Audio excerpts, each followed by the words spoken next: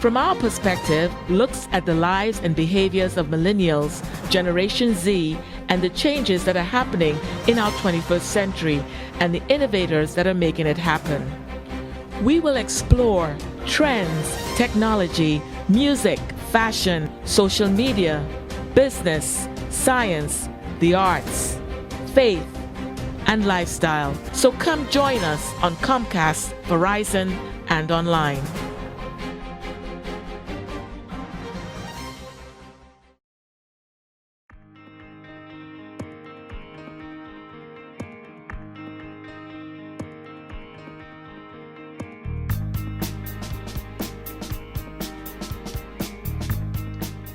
An artisan is a skilled craft worker who creates objects by hand, often using traditional methods.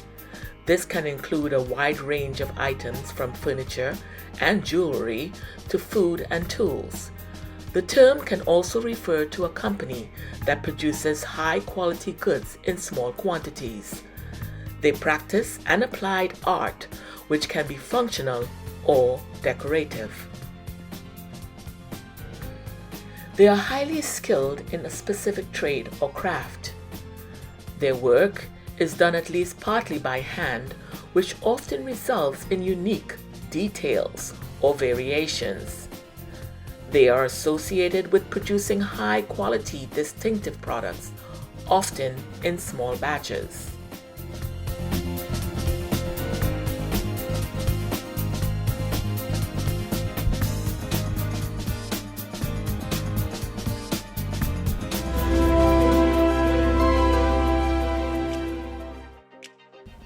Atlanta, the capital of Georgia, a population of 500,000, serves as an economic center for over 6 million people of diverse nationalities.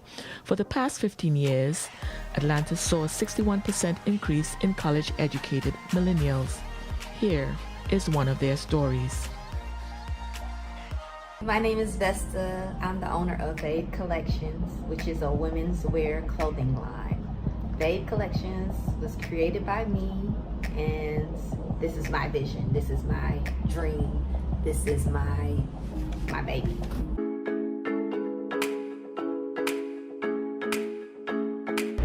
My passion for fashion led me to design school, fashion design school at Barber College in Atlanta, Georgia.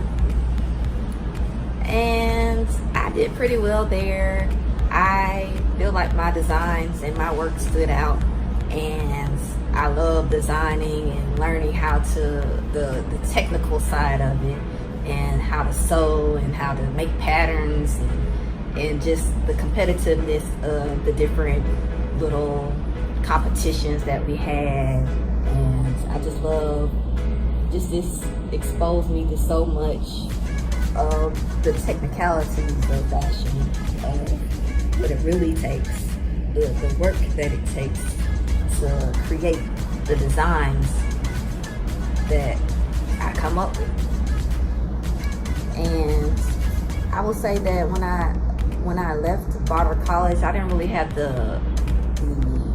when life hits you, it's almost like you lose the courage, you lose the confidence to fulfill or to go after your dreams, because you're not sure of how to complete your dream, how to make your dream a reality. It almost seems like it's so far-fetched, and that's how me having my clothing line felt.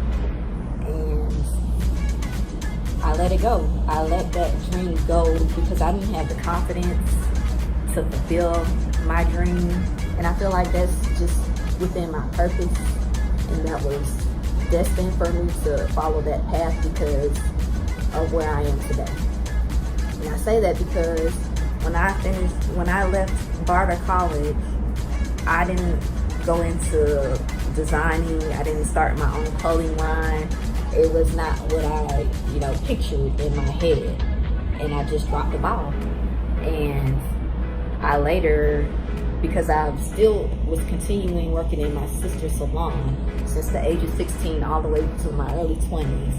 And I noticed I was pretty good at doing hair as well, on top of, you know, my creativity as being a designer and my desire to be a model, and it was just like another talent that I had. And I love how everything that I've been through has tied into itself. Me wanting to be a model when I was younger, but never being picked for all the competitions that I've been to, for all the different openings or open calls.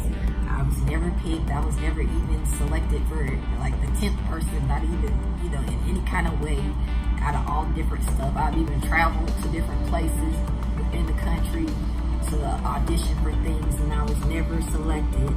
And to be at this point in life where I have finally found the confidence 9 years later, after starting this journey, 9 years later, after stopping, I was able to have the confidence because I realized that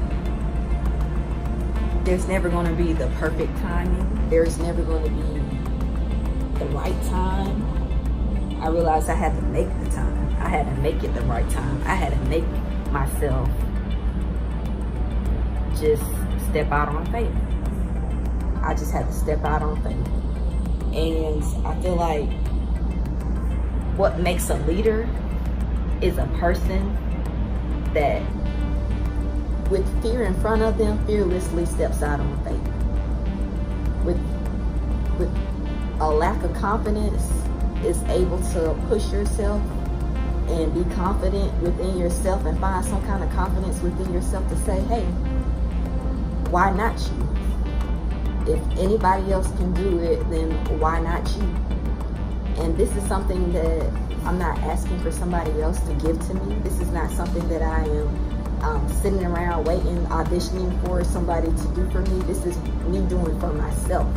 This is me saying that, Desta, you're good enough. Desta, you're the bomb. Desta, you need to get on this. Desta, you need to do this now. You need to stop waiting for the right time. There's never going to be a right time. Make the time now. And ever since I've stepped out on faith, I feel like I'm building this confidence within myself where I am becoming, I can't explain it. I just feel fulfilled. I feel like I'm within my purpose. I feel like everything came like everything is falling into place. I started off wanting to be a supermodel, but now I model for my clothing line. I'm the face of my clothing line. I started doing hair. All the visual imaging, anything that has to do with anything within my business, I'm the hairstylist. This is my hair. This is my product. This is my talent. So not only am I the face of my brand, but I'm doing the work behind my brand. Not only creating clothing, this is a custom piece for my clothing line, this top, and designed from scratch. So I'm creating my own patterns. I'm creating and also buying clothing as well and selling. I'm buying clothing and selling. I'm creating my own patterns and making and sewing my own clothing with my mother. Thank you, Mother, for helping me out with my clothing line. And I'm modeling for my clothing line. And I'm doing the hair and makeup and styling for my clothing line. Everything came to full circle, and I feel like everything that I've been through in life was purposed, and everything happened for its own divine reason. And I have so much confidence just from that fact. Just from that fact of knowing that things might not look exactly how I want it to look, but I'm going to always press forward because I don't know what's on the other side of the fear that I have. I don't know what's on the other side of what if, and I'm courageous enough to step out. I'm courageous enough to just do it. And I'm glad that I'm in this position. I'm glad that I have my clothing line to present you. And I started my clothing line in June. And the way I'm doing my clothing line is collections. So every time I come out with a collection, which will be a set of clothing that you guys will love, and I just feel like everything will stand out. Everything, it will be none of the stretchy looking outfits that you see everybody, the cheap stretchy looking outfits. No, it will be none of that. It will be all unique pieces, all pieces that you won't see in another boutique or clothing line unless if they taking my stuff. And this will be unique. This will be just stamped by Vesta. It'll just have my stamp on it. And I'm proud of myself for everything that I'm doing. I'm proud of myself for taking a chance on myself. And I feel like this was the best decision of my life.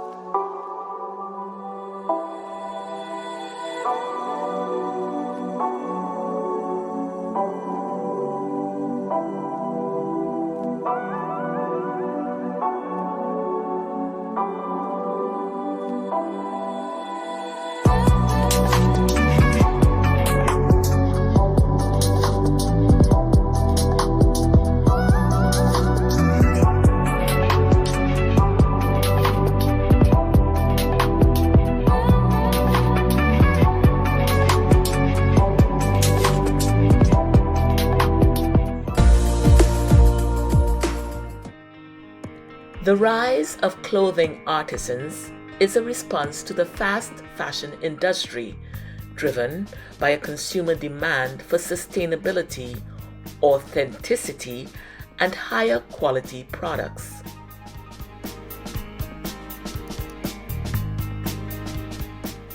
Consumers are increasingly seeking handmade items that are made ethically, reflect cultural heritage, and have a story behind them, which creates a market that supports the traditional craftsmanship of artisans. This trend supports small-scale, often local or community-based production that reduces waste and promotes fair labor practices.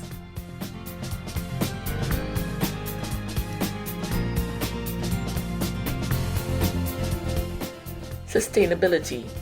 Consumers are concerned about the environmental impact of fast fashion and are turning to artisans-made products that are often made in smaller batches with sustainable natural materials. Quality and longevity is also important. Handmade garments are crafted with more care and attention to detail, resulting in higher quality and more durable clothing compared to mass-produced items.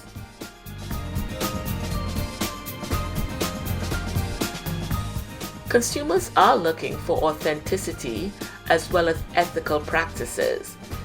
In the case of authenticity, there's a growing desire for unique items that carry cultural heritage and a story, rather than being mass-produced with anonymous supply chain.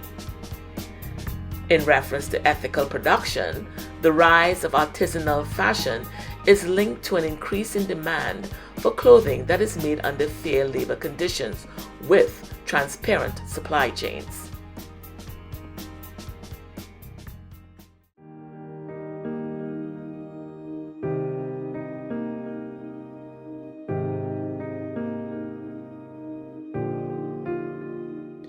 The rise in jewelry making artisans is driven by a consumer demand for unique, personalized, and ethically made items, a trend amplified by e-commerce platforms that allow artisans to reach global audiences.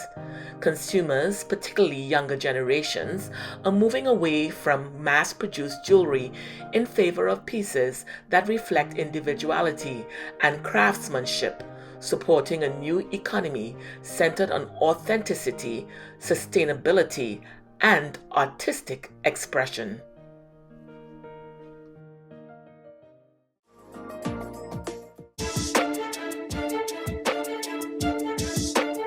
Ashley Alexis McFarlane is the creative director and CEO of Omi Woods, a timeless blend of classic and contemporary jewelry.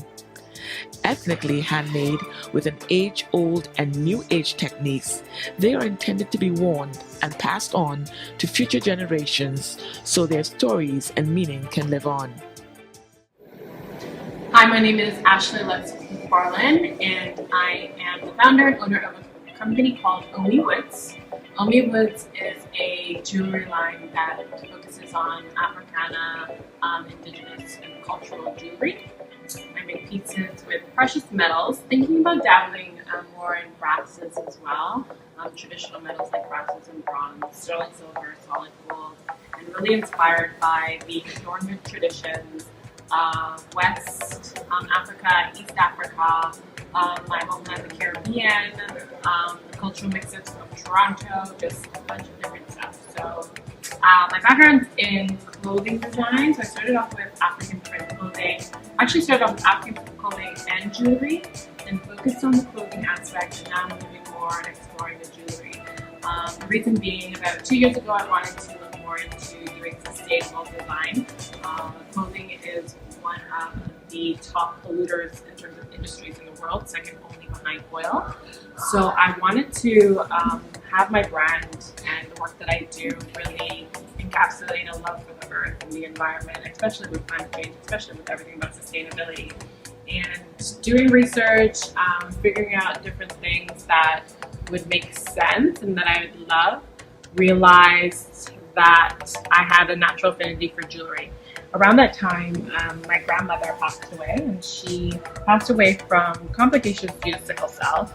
And she was the oldest Canadian with sickle cell when she passed away. And so I just remember being all together with my aunts, and we were passing on her jewelry. And throughout that time and like months to come, I would be wearing pieces just to remember her. And I think this is just a common story with people throughout time even. So jewelry started to become more important to me, and I started to explore environmental and eco-friendly jewelry and different designs from like ancient, like Africa, and different spaces that incorporated Africana and different cultural elements into their jewelry practices, especially as something that's passed down through generations. And that's how I got more into doing what I'm doing. My family is Jamaican Maroon, so we have Ashanti descent, and there's like a huge lineage and culture around passing down gold that had significance, more than the gold material, and more about the actual significance and the symbols, and like sometimes animals like frogs or whatnot, and what they represented in Ashanti culture, and having that flow through generations. So with that, I guess it's a little bit about my interest in jewelry and why I'm focusing on this now and my exploration. So yeah, stay tuned. There's a growing desire for one-of-a-kind pieces that express personal style, something mass-produced jewelry cannot offer. Online platforms like Etsy and social media have become crucial marketplaces, enabling independent artisans to market their creations directly to a global customer base. Consumers are increasingly conscious of the environmental impact of their purchases. Artisan jewelry often utilizes recycled metals and ethically sourced gemstones, aligning with these values and supporting fair labor practices. The allure of handmade jewelry is tied to its unique imperfections and the story behind the pieces and its creator, fostering a deeper connection than with factory made items. The market for custom and personalized jewelry, such as name necklaces, birthstone pieces, and engraved rings, is booming, making handmade items ideal for unique gifting.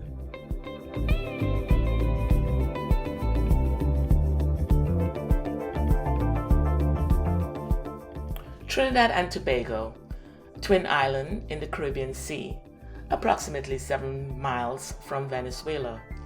Here we're going to meet some artisans who have started small businesses and have been successful in doing so.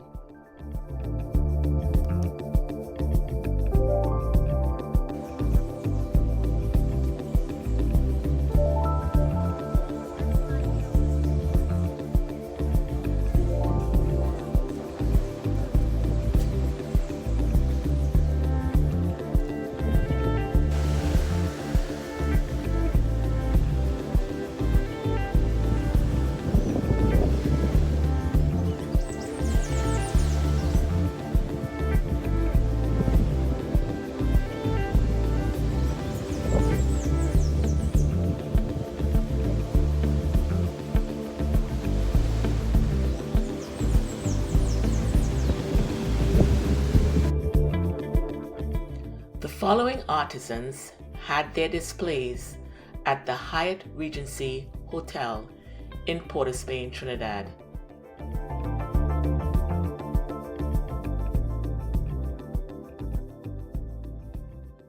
Hi, my name is Carolyn Rileyford and I represent Ken's Copper Collection.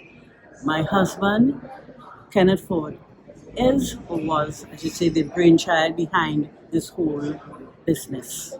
He is now deceased, but he left a wonderful legacy, of which I'm going to carry on with, along with I would say, my two boys, his nephews, Devon and Dean. They are the principal artisans. We do handcrafted items, we do fashion jewelry, corporate gifts, that would be the teak items. We also do souvenirs.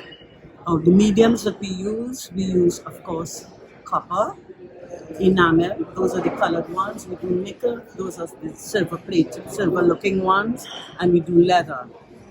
We also do some wooden and beaded jewelry. Okay, now they are all very well and tastefully fashioned, as you would see, and they are also light. When you pick them up, they are light. They may appear to be heavy, but they are very, very light. So it is very comfortable on the air. We also do gents items, we do tie tacks, cufflinks, things like that. We do all those things. We some of the plaques, well, in time to come we'll do plaques, but we still have some plaques belonging to Kenneth. I do hope to see some of you after this interview. I do hope to see some of you. Just hail me out. I'm Carolyn, or they call me at home Caro. I'll answer. Take care now. While handcrafted technology is still playing a role, artisans are using advanced tools and software to enhance designs and production, and e-commerce is using virtual try-ons to improve the online shopping experience.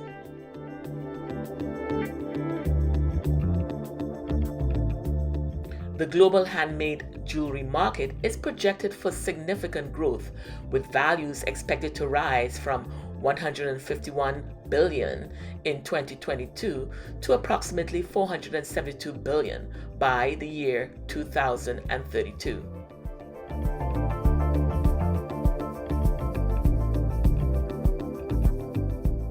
The popularity of artisan jewelry has moved into the mainstream, with traditional retailers now offering artisan-inspired collections to meet consumer demand.